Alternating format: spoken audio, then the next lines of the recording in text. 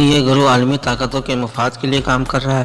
عبید صلاح نے جواب دینے کے لیے منہ کھولا تھا کہ دروازے پر آہٹ ہوئی۔ تالا کھلا اور ناشتہ لانے والا رات کا کھانا لے کر اندر آیا۔ یہ دبلا پتلا گہرے سانولے رنگ کا لڑکا شاید سری لنکن تھا۔ اس نے ٹرے ہمارے سامنے رکھ دی۔ مینو وہی تھا، یعنی ابلے ہوئے چاول اور مچھلی، نمک اور مرچ کے بغیر بالکل پھیکے۔ میں نے دوپہر کو بھی یہ چاول اور مچھلی بمشکل ہی کھائی تھی۔ پھر کپتان صلاح الدین اور عملے کے دیگر افراد کی موت کی خبر نے میری طبیعت مقدر کر دی تھی۔ میں نے کھانا نہیں کھایا، اس پر میرے حصے کا بھی عبید صلاح چٹ کر گیا تھا۔ اس نے ہاتھ صاف کرتے ہوئے کہا، یہ کمینے لوگ ہیں، کبھی دل نہیں کرتا تو پورا دن کھانا نہیں دیتے، لہذا جب کھانا ملے بلا تکلف کھا لو، چاہے جیسا بھی ہو۔ میں نے عبید صلاح کی بات پر زیادہ غور نہیں کیا تھا۔ مجھے احمد علی یاد آ رہا تھا جو بھوک کا بہت کچا تھا، جس کا بڑا سا کنبہ تھا اور وہ اس کا واحد کفیل تھا۔ اس کی ماں اور بہن ساری عمر اس کی راہ تکتے رہیں گے۔ مجھے گپتا یاد آ رہا تھا، ہنسی مذاق کرنے والا سب کا دوست۔ اس کی بیوی ایک بار پھر ماں بن رہی تھی اور اس کا بدنصیب بچہ دنیا میں آنے سے پہلے ہی یتیم ہو گیا تھا۔ عراقی معاذ حسین جو خشک مزاج اور کھردرا تھا لیکن اسے اپنے شپ سے پیار تھا، وہ ہر وقت اس کے لیے فکرمند رہا کرتا تھا۔ غالباً سمندر میں دونوں ساتھ ہی ساتھ تھے۔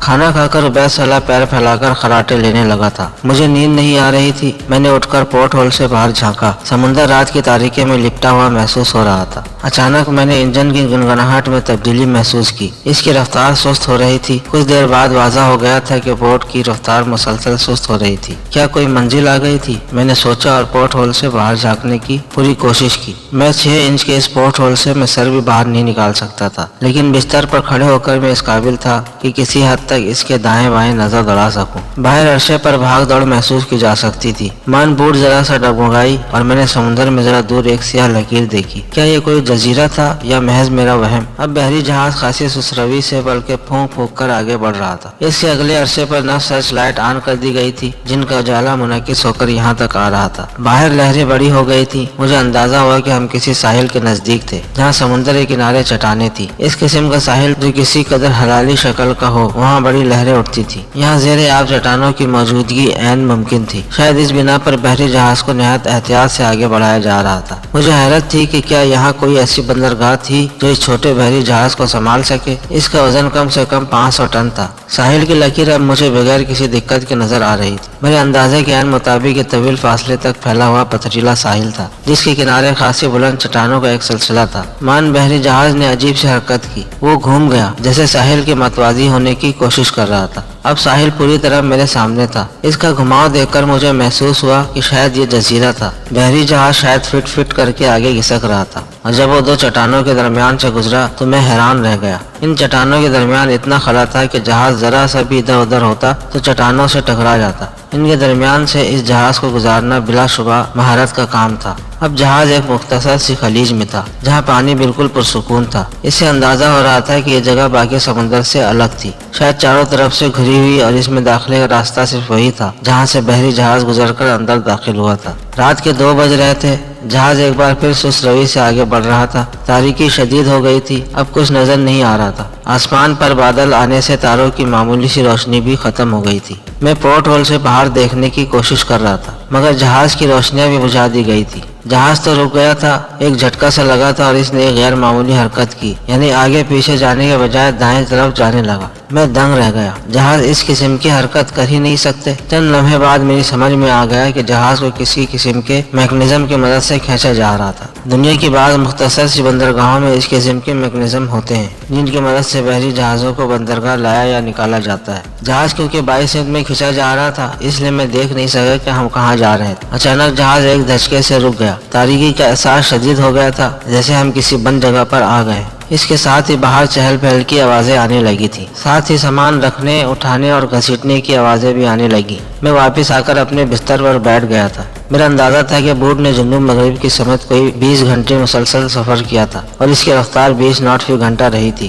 گویا ہم کوئی 400 میل کے فاصلے پر آ چکے تھے جہاں خلیج کو طوفان کے دوران میں لنگر انداز کیا گیا تھا۔ وہ جگہ بمبئی سے کوئی 150 ناٹ کے فاصلے پر جنوب مغرب میں تھی۔ گویا یہ جگہ سعودی عرب کے شمال مشرقی ساحل کے آس پاس تھی۔ ممکنہ طور پر کوئی جزیرہ تھا۔ اگر یہ ان بحری قزاقوں کا مرکز تھا تو خاصی تعجب کی بات تھی۔ وہ ایک بین الاقوامی بحری شاہراہ کے خاصے نزدیک تھے جو ایران، بر صغیر اور عرب ممالک کو افریقہ اور بحرۂ کلزم سے ملاتی تھی۔ ان کی دیدہ دلیری حیرت انگیز تھی۔ رات بھر جاگنے کے بعد مجھے اونگ آ رہی تھی، لیکن میں سونا نہیں چاہتا تھا، جاننے کب کیا صورتحال پیش آ جائے۔ میں چوکنا رہنا چاہتا تھا تاکہ بے خبری میں نہ مارا جاؤں۔ میں نے پستول کو اپنی یونیفارم میں پتلون میں قمیص کے نیچے سے نکال کر دائیں پیر کے موزے میں اڑ لیا تھا۔ تلاشی کے دوران یہاں اس کے چھن جانے کے امکانات کم تھے۔ مجھے یہ بھی تعجب تھا کہ اس بوٹ پر کسی نے میری تلاشی لینے کی زحمت گوارا نہ کی تھی، اور پستول اب تک میرے پاس تھا۔ اگر موقع ملتا تو میں 9 افراد کو جہنم رسید کر سکتا تھا، جن میں سر فہرست جان گرے کا نام ہوتا، مگر مسئلہ یہ تھا کہ میں 9 افراد کو مار کر بھی یہاں سے فرار نہیں ہو سکتا تھا۔ اول تو مجھے فرار ہونے ہی نہ دیتے، اور اگر کسی طرح میں کشتی سے باہر نکل بھی جاتا تو آگے سمندر میں کہاں جاتا۔ فی الوقت میں دیکھوں اور انتظار کروں کی پالیسی پر عمل کر رہا۔ مستقبل میرے لیے نہ جانے کیا لانے والا تھا۔ مجھے شاید اونگ آ گئی تھی جب کھٹکے نے مجھے چونکایا تھا۔ دروازے پر رات والا گارڈ کھڑا خشمگی نظروں سے مجھے دیکھ رہا تھا۔ اٹھ جاؤ، اس نے گھرا کر کہا، تم لوگوں کے فیصلے کا وقت آ گیا ہے، اٹھاؤ اس لاٹ صاحب کو۔ میں جاگ رہا ہوں، عبید صلاح نے اچھل کر بیٹھتے ہوئے کہا۔ یہ کالے منہ والا بندر کیا بکواس کر رہا ہے؟ اس خطاب پر افسر گارڈ نے خونخوار نظروں سے اسے دیکھا۔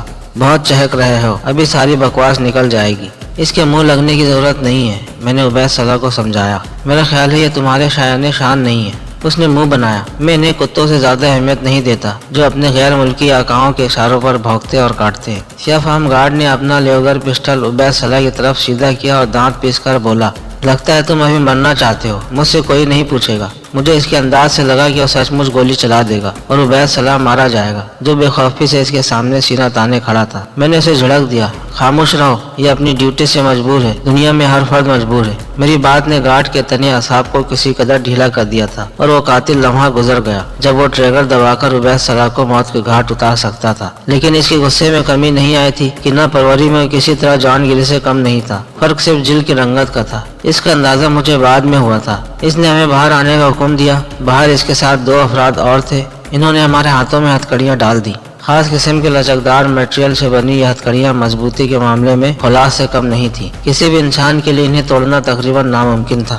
باہر دن نکل چکا تھا، ہم عرصے پر آئے۔ میں نے چاروں طرف دیکھا اور اس برف کی شاخ دیکھ کر حیران رہ گیا۔ یہ چٹانوں کا ایک طویل سلسلہ تھا جس کے کنارے کاٹ کر برف بنائی گئی تھی۔ یہاں پر پانی اتنا گہرا تھا کہ اتنی بڑی کشتی آرام سے لگر انداز ہو گئی تھی۔ میرا اندازہ تھا کہ اس میں کئی بڑے بحری جہاز آسانی سے آ سکتے تھے۔ برف اتنی طویل تھی کہ اس پر اس جیسی کئی کشتیاں لنگر انداز ہو سکتی تھیں، لیکن مسئلہ یہ تھا کہ اس کے سامنے پانی اتنا پھیلا ہوا نہیں تھا کہ کوئی بہت بڑی جسامت کی کشتی از خود لنگر انداز ہو سکتی۔ اس کے لیے میکانزم کا طریقہ اپنایا گیا تھا۔ کوئی بھی بحری جہاز اس کی مدد سے کھینچ کر برف تک لایا جا سکتا تھا اور اس میکانزم کی مدد سے اسے باہر نکالا جا سکتا تھا۔ سب سے حیرت انگیز چیز برف کے اوپر کی چٹان تھی، جو کسی سجے کی طرح تقریباً 20-25 گز اونچی تھی۔ اس چھت نے اس مختصر سی بندرگاہ کو بالکل چھپا دیا تھا۔ فضا سے اس کا دیکھ لیا جانا قطعی ناممکن تھا، اور سمندر سے بھی اسے صرف اس وقت دیکھا جا سکتا تھا جب دیکھنے والا خلیج میں موجود ہے۔ کھلے سمندر سے نظارے میں درمیان میں بلند چٹانیں آ جاتی تھی جنہوں نے چاروں طرف سے خلیج کو گھیر رکھا تھا۔ بقیہ کہانی اگلے حصے میں ملاحظہ فرمائیں۔ اس ویڈیو کو لائک کریں، چینل کو سبسکرائب کریں اور ساتھ ساتھ گھنٹی کا بٹن بھی دبا دیں۔ آپ کے تعاون کا شکریہ۔